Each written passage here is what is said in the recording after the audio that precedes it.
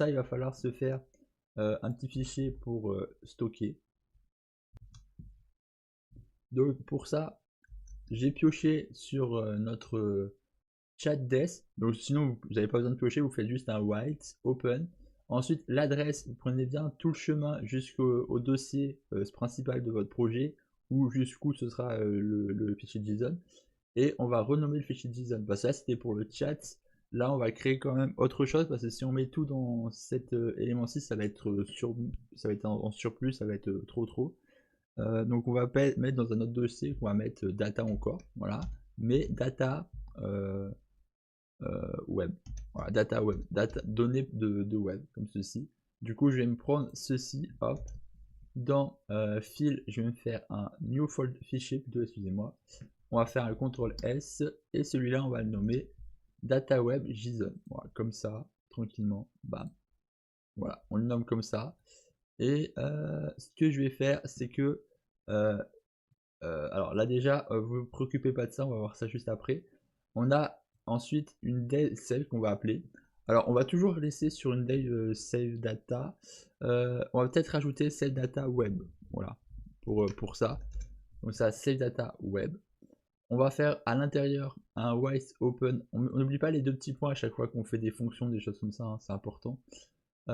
Et on va mettre aussi le chemin comme ceci. Et on va faire appel à data web, tout simplement. Comme ça, on fait appel à ce fichier. Alors, pensez bien à mettre le R pour récupérer les datas d'un fichier et W pour sauvegarder les données d'un fichier. Voilà, tout simplement. Ben, ça, techniquement, j'ai pas besoin de ça. Je peux juste partir ici, voilà, comme ceci. Je vais laisser databot ici, comme ceci. On met databot égale JSON dump databot unfill. Donc là, on note bien ici as infill as outfill. Donc là, c'est le fichier. Donc là, on récupère les données du fichier. Là, on récupère les données du fichier pour les ajouter.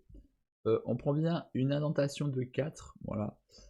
Parce que si on regarde dans notre fichier JSON qu'on avait fait pour le chat, bah, ça permet de faire des espaces, sinon on a tout sur une ligne, et c'est mieux de l'avoir en plusieurs lignes, sinon c'est tout sur une ligne, c'est infini, on va jamais trouver de bout. Là au moins c'est plus organisé. Juste revenir dans ça. Voilà, je vais juste me renlever data chat parce que j'en ai pas besoin. Et du coup, voilà, ça nous donne à peu près ça. Et du coup, bah, on va se remplir tout ça. Donc on va faire alors, il y a deux possibilités.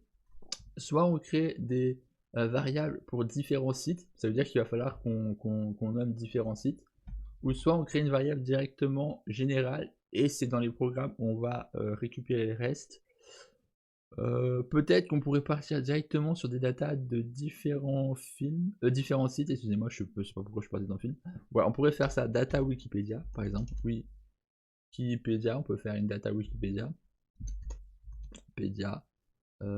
Ok, qui serait égal à Wikipédia data, qui serait égal à, pour l'instant, à rien, voilà. On va juste mettre les parenthèses, comme ça au moins on est sûr d'avoir ce qu'il faut. Voilà, les crochets, les parenthèses en crochet comme ceci, et on va mettre par exemple Google, comme ça au moins on a les deux. Voilà, Google, hop, data. Voilà, Google data, je vais juste mettre un G majuscule, voilà. D'ailleurs là, ce que je vais faire, c'est peut-être un W majuscule et un G majuscule dans les def, comme ça au moins c'est plus organisé.